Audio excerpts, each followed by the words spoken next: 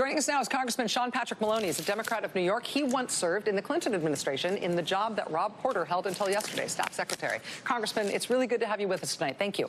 Good to be with you. Am I right to think that being the staff secretary means that you routinely handle highly classified information?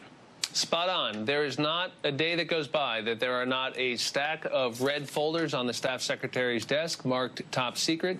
They're often above that level of secrecy, by the way. Top secret is actually where you start. They go all the way up to levels that are themselves classified. And there is a burn bag under the desk of the staff secretary because when you discard materials, it will be collected by a special team and incinerated that night. The staff secretary sees everything. I don't think people understand. The National Security Advisor, the chairman of the Joint Chiefs of Staff, they don't give memos to the president. They give them to the staff secretary, and the staff secretary manages those documents as they go to the Oval Office. You see everything. In terms of Mr. Porter, it has emerged as part of this story about his personal difficulties that that information was conveyed to the FBI and that information was conveyed to the White House. Even aside from this story about these domestic violence allegations against him, how unusual is it that somebody would be in the staff secretary position without a permanent security clearance of any kind, with just an interim clearance? Yeah, wow, that blows my mind, Rachel. Let me just tell you. Let me just give you one example.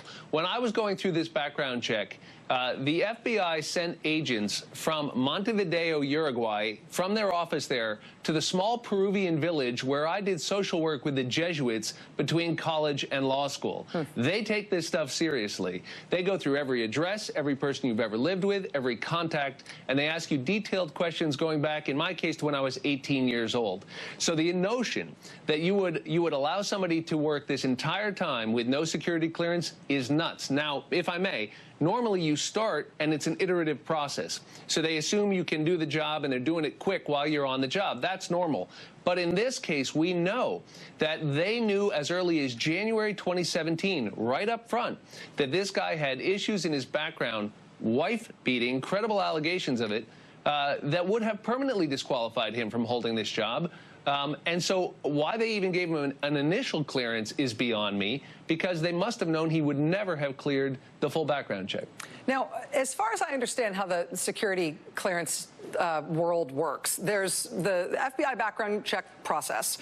If you're in the military or in some other part of the national security world, you may get your clearance through some other agency. But when you're just a civilian, like Rob Porter was, and you're working for the White House, it's actually the White House who grants you your clearance based on this background check information from the FBI. Therefore, it's sort of the president's decision whether or not to disregard the FBI's advice and clear somebody anyway. Is that the way it works?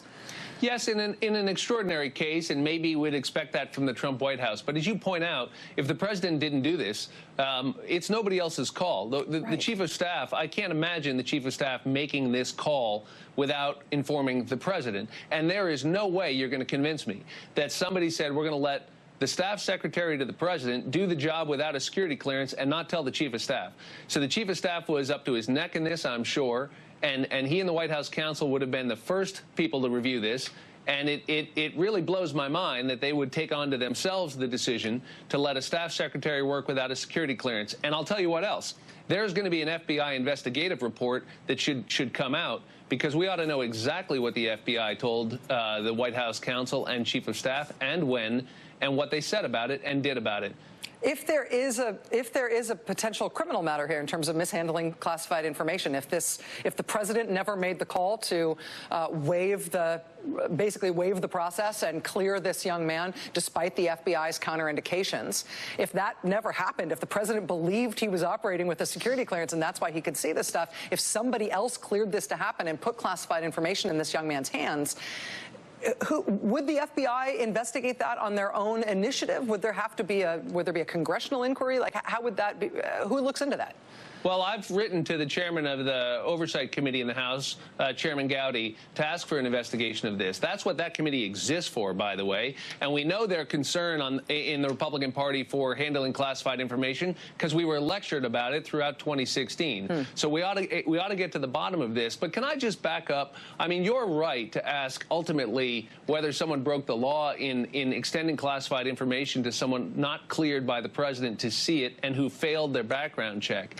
But can we also just point out that they knew that they had a person in this sensitive position who was credibly accused of beating his not his wife, but both of his ex-wives, that those people had come forward, that there were police reports, and they made the decision to keep that person on the job, knowing those allegations and knowing he couldn't have a security clearance.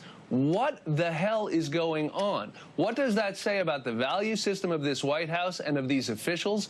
And that would be terrible. And then you add, even if you didn't have to add on to it, as we must, the fact that you then have someone who is eminently blackmailable, seeing our nation's top secrets.